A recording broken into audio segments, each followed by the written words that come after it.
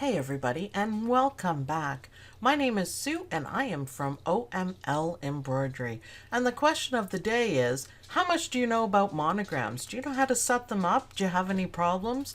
Different styles, different everything. That's what we're going to learn today, all about monograms. By the time you're done this video, you're going to have a good working knowledge of how to set them up. So let's start with the basics. Now, I'd like to point out before we start anything that these are old-fashioned monogram rules for monograms.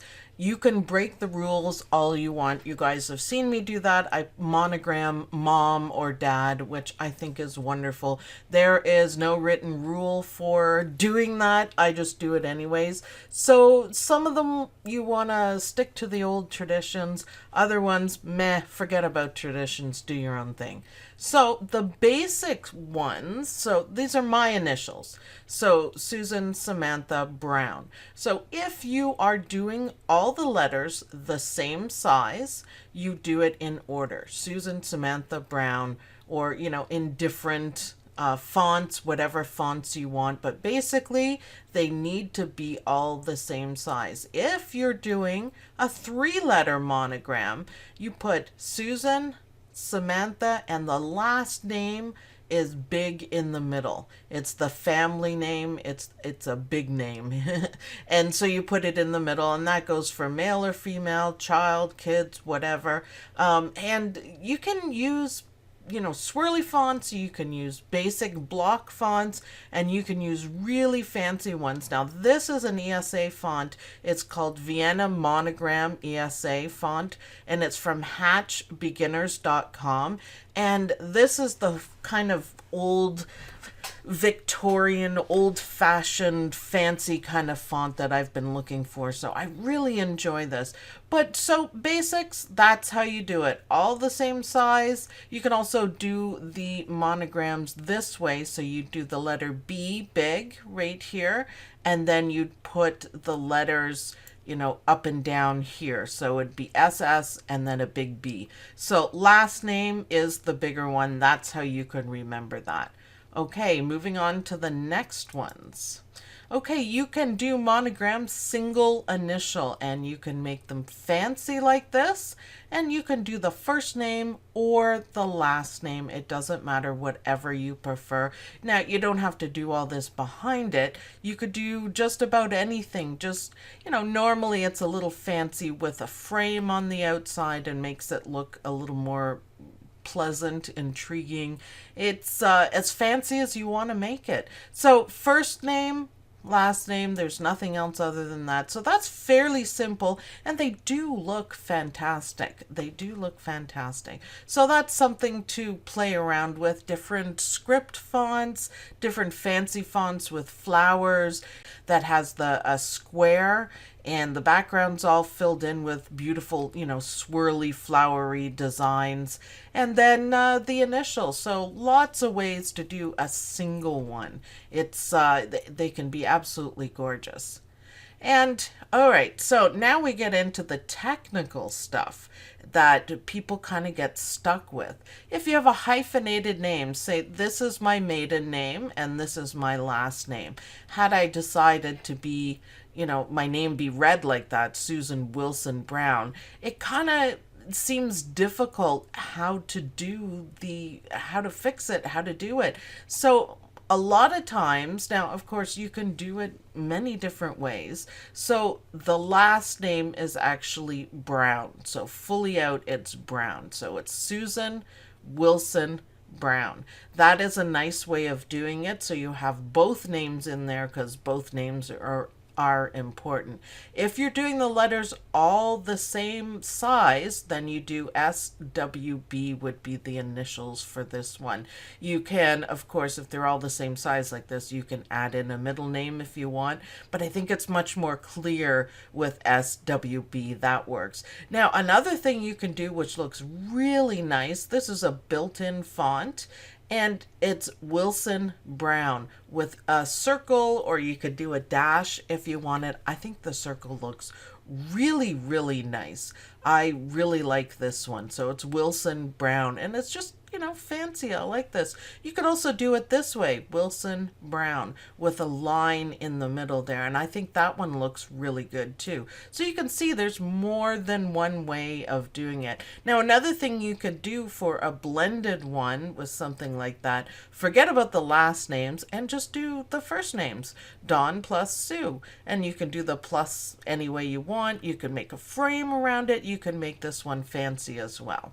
So, okay, here we go, the next one. So you can properly do 1, 2, 3, and 4 letter monograms. If you get really fancy with intertwining, you can do names in a monogram style. And hopefully, if there's enough interest in this, we will be working on interlocking letters and different fonts, that sort of thing, to do exactly that.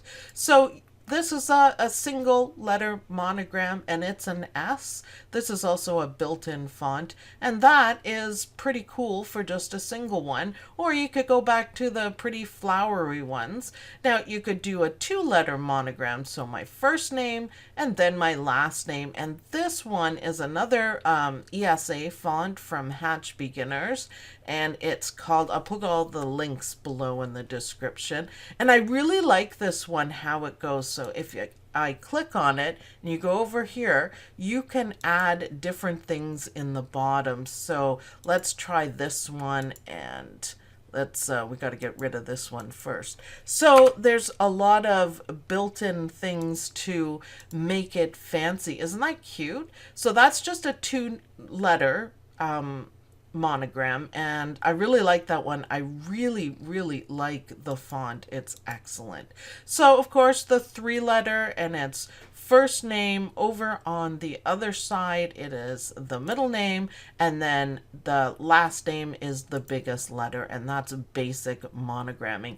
If you have someone who has 2 middle names, there's quite a few ways you can do it. So if you have 2 middle initials, or 3 actually, so 4 letters in your name, you could do the first name, the second name, the third name, and always the last name in bigger letters. Now, to me, this looks a little off balance. I like this one better, but it is acceptable. It is part of the old ways. I like this style better. So the last name is big, and the other names are along the side in order at the same height as the big letter. I think this one looks way more balanced, and I like it much better. But you can choose, and I'm sure there's a lot of other ways of doing it. This is just a basic tour of it. I like all of these, the 2-letter, the 3-letter, and I really like this 4-letter one. And of course, this is a groovy font, and I like that too. So awesome. Now, I see this question asked all the time. Another issue that people have is, basically 2 last names. So if you have Vaughn and you have Hastings, and this is just a name that I made up just to show you guys. So Vaughn Hastings, and there's usually no hyphenation. This is how you would do it. So Sam and then Vaughn Hastings. So both letters, when you have a Vaughn, are normally included. So it's SVH. Now you can do it this way, or you can do just the last name, Vaughn Hastings. But it is counted.